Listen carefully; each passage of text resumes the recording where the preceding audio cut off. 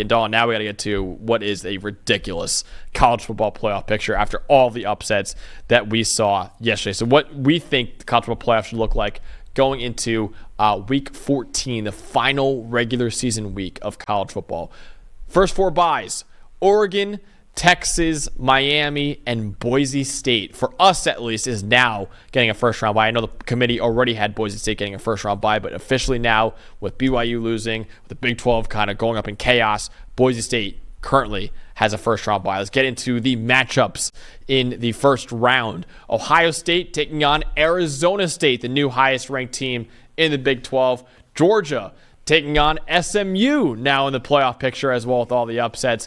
Penn State taking on Tennessee. Me versus Eli, Dalton, in that first-round playoff matchup. And then Notre Dame against Indiana, the battle for Indiana, which would be awesome to watch between those two schools as well. So chaotic first-round matchups that we got a lot there. Let's go over the first 4 teams, just missing Alabama, BYU, Ole Miss, and South Carolina. Now, listen, BYU is not going to be even close to being one of the first 4 out for the actual college football playoff rankings because they're going to drop from 14 down to God knows where. Probably 20. Probably. Somewhere in there. But for us, at least, we think BYU has done enough this year to still be in consideration.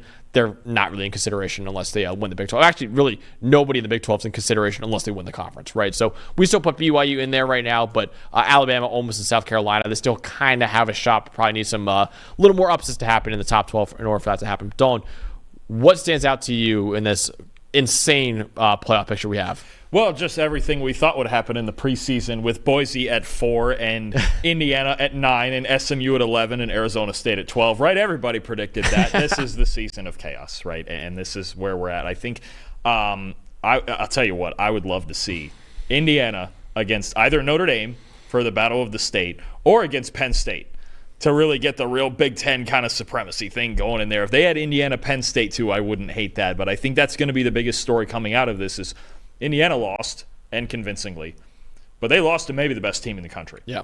Whereas Alabama lost pretty convincingly to Oklahoma, who was 5-5, and A&M lost to Auburn, who was 4-6, and Ole Miss lost to Florida, who was 5-5, and they already had a loss to Kentucky. This is rough. I think this bubble is getting really weird. Tennessee's a big winner from yesterday. Indiana's a big winner from yesterday. Georgia's a huge winner from yesterday. Oh, yeah. They're locked into the SEC title game. I think, we have Texas there too, but that very well may be Georgia by the end of it all, somewhere in that top 4, especially, knowing they already beat Texas once the way they did. And then on the back end of this, I look at some teams that are creeping that I kind of didn't think maybe were alive and all of a sudden are.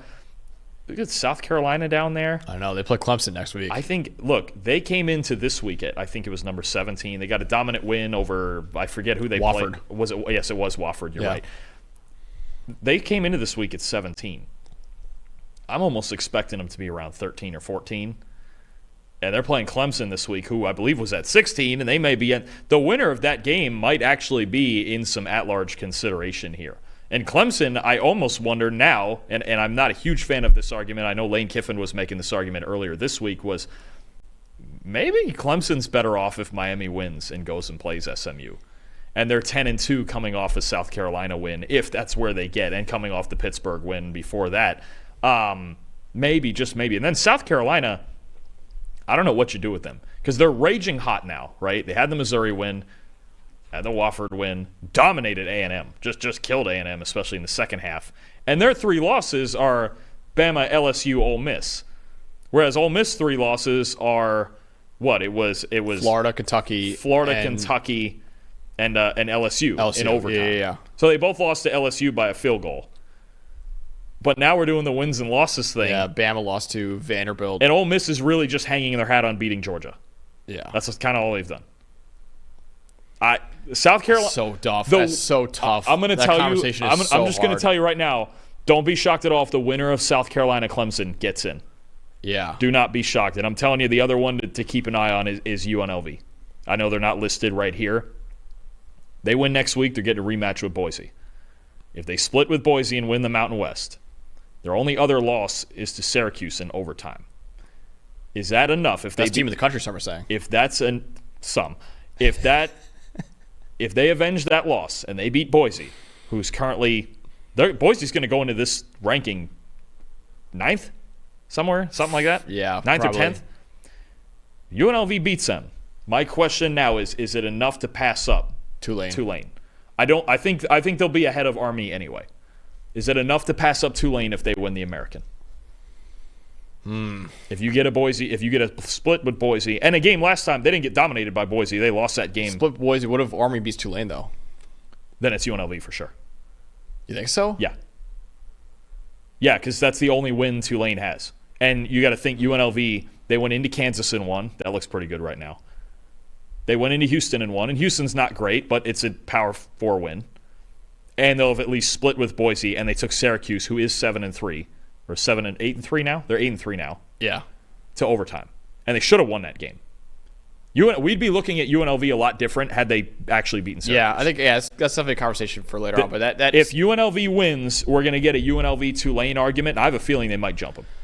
Yeah, the whole South Carolina thing is so fascinating though, because you have Alabama and Ole Miss beat them. So this Twitter and the social media momentum, they want South Carolina in the worst way. Yeah, and honestly, I wouldn't want to play them.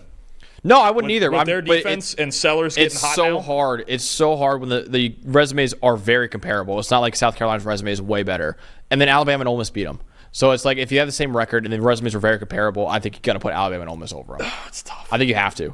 Dude, the resumes are close enough. Now, if they beat Clemson, then that might jump. I got to look at the resumes a little bit more. But if they beat Clemson, in Clemson or no, I don't remember. I don't remember. I got to look. But that's such a hard conversation. I think it is in Clemson.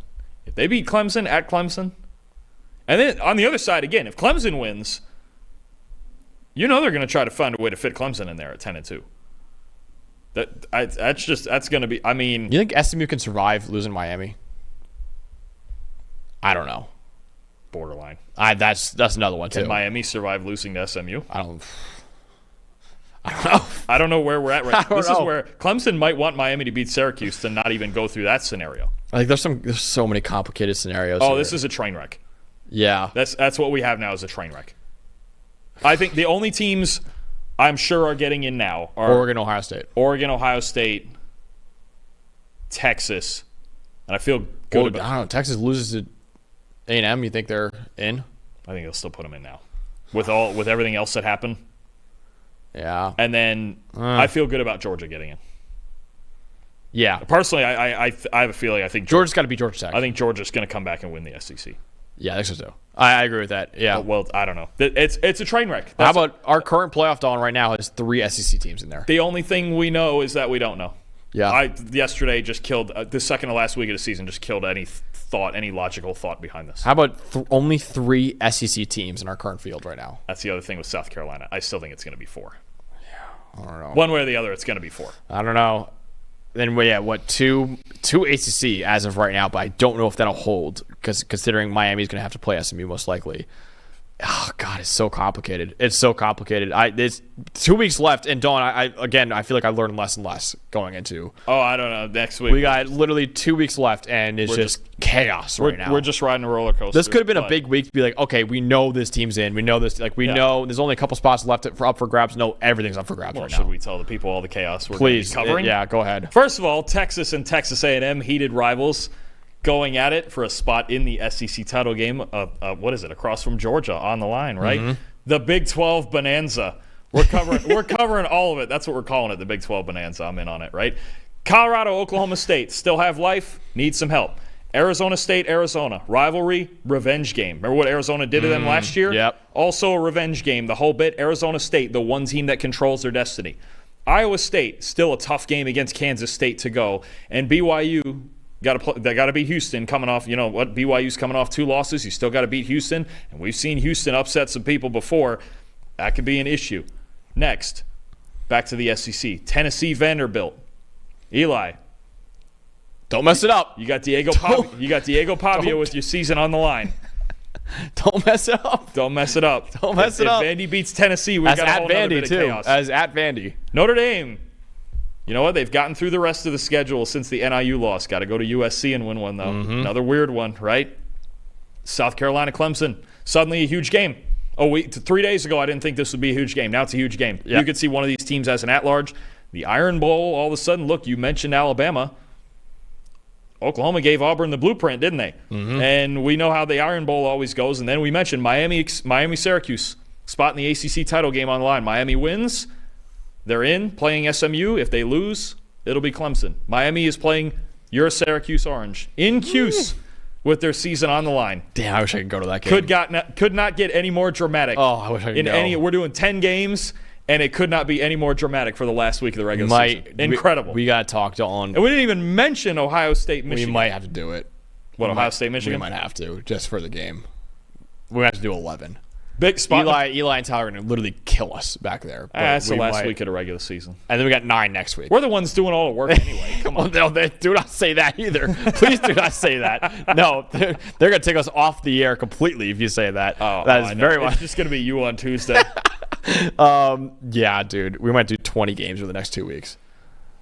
And then it'll slow down because we have 4 playoff games. Like, we'll be like, all right, we can dive deep. Like, we got it. Who needs sleep? Oh, good Lord. Hey, thanks for watching another episode of the PFF College Football Show. Please make sure you guys subscribe to the channel. Also, subscribe to PFF Plus at subscribe.pff.com for all of the same data and grades that we use in our show, plus fantasy tools, betting tools, and our mock draft simulator.